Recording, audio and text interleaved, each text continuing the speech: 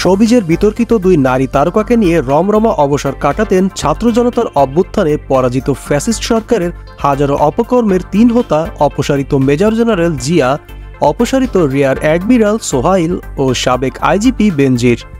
নিজেরাই শুধু লিপ্ত ছিলেন না অপকর্মে, তাদের ভোগবিলাসে নারী সরবরাহ করে দুহাতে টাকা কামিয়েছেন এই দুই শোবিজ তারকা। এখন পুলিশ রিমান্ডে থাকা চট্টগ্রাম বন্দরের সাবেক চেয়ারম্যান রিয়ার অ্যাডমিরাল সোহাইল এবং সাবেক সেনা কর্মকর্তা মেজর জেনারেল জিয়াউল আহসান প্রতিদিন মুখোমুখি হচ্ছেন জিজ্ঞাসাবাদের, ফাঁস করে দিচ্ছেন চাঞ্চল্যকর সব তথ্য।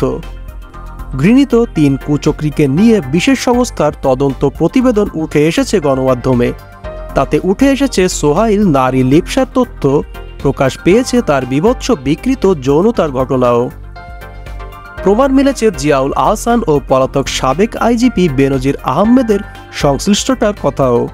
প্রতিবেদনে বলা হয়েছে সমকামী সোহাইল তার পিয়ন ও ব্যাটম্যানকে বাসায় রেখে নিয়মিত মেতে উঠতেন বিকৃত যৌনাচারে। শোবিজের অনেক নারীর সাথেই গড়ে তোলেন অবৈধ সম্পর্ক। টিভি সিনেমার এক পরিচিত অভিনেত্রী আর বিতর্কিত এক সংবাদ পাঠিকা ছিলেন তিন কুচক্রীর শয্যাসঙ্গী। তারা এক এক সময় এক একজনের বাসনা পূরণে সঙ্গী হতেন।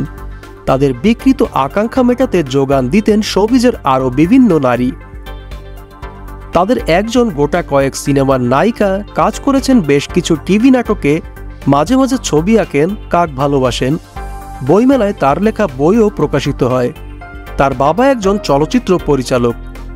অন্যজন মিডিয়ার পরিচিত মুখ, দেশের স্বনামধন্য টিভি চ্যানেলগুলোতে সংবাদ উপস্থাপনার মাধ্যমে পরিচিতি পেয়েছেন।